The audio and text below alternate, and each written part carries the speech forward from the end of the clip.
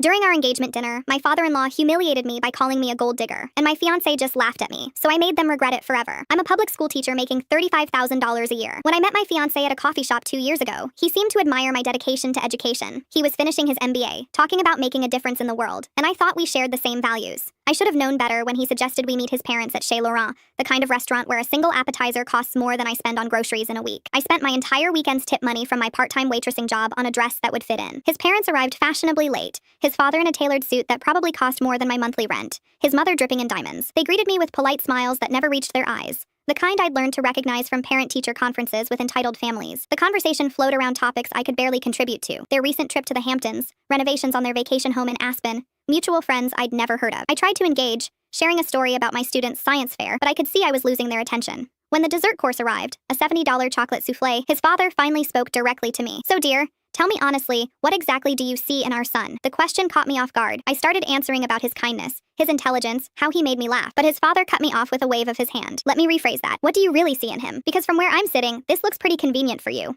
A struggling teacher landing a wealthy husband. Some might call that lucky. Others might call it calculating." The word hung in the air like a slap. Calculating. The implication was crystal clear. I was a gold digger. My face burned with humiliation as other diners began to glance our way. "Dad," my fiancé said weakly, but his voice was uncertain. "Oh, come now, son. Let's call a spade a spade," his father continued. "She's pretty enough, I'll give her that. But what else does she bring to the table? A teacher's salary, student loans, a family that can't even afford to contribute to the wedding." Each word was a calculated strike. He'd clearly done his research, knew exactly how to wound me. "I think there's been a misunderstanding," I managed to say, my voice surprisingly steady. "I never asked for anything from your family. I pay my own bills and was planning to pay for half our wedding." His father laughed, a cold sound that made my skin crawl. "How noble. And what exactly would half a wedding be from someone making $35,000 a year? A pizza party in a school gymnasium?" That's when I looked at my fiancé, expecting him to finally speak up, to defend me, to show some backbone. Instead, he was staring at his plate, his face red with embarrassment. Not for me, but for the scene I was supposedly causing. And then he laughed. A nervous, uncomfortable chuckle that somehow hurt worse than his father's cruelty. He was choosing their approval over my dignity, and he didn't even have the courage to do it intentionally. I reached for my engagement ring with steady hands. The 2-carat diamond that had once symbolized our future together now felt like a shackle. I slipped it off my finger and placed it gently next to the untouched souffle. "Thank you for dinner," I said, standing gracefully. "And thank you for showing me exactly who you all are." I walked out of that restaurant with my head high, leaving behind not just the ring, but the illusion that I'd found someone worthy of sharing my life with. The next morning brought desperate phone calls, elaborate apologies, and promises about standing up to his father. But I'd seen his true character in that moment of silence. When I needed him most, he wasn't there. His father even tried to sabotage my career, calling my principal to question my emotional stability. Fortunately, my boss saw right through it and threatened legal action. Months later, my ex-fiancé did finally stand up to his father, left the family business, and asked for another chance. By then, he'd grown a backbone, but it was too late. The trust was shattered beyond repair.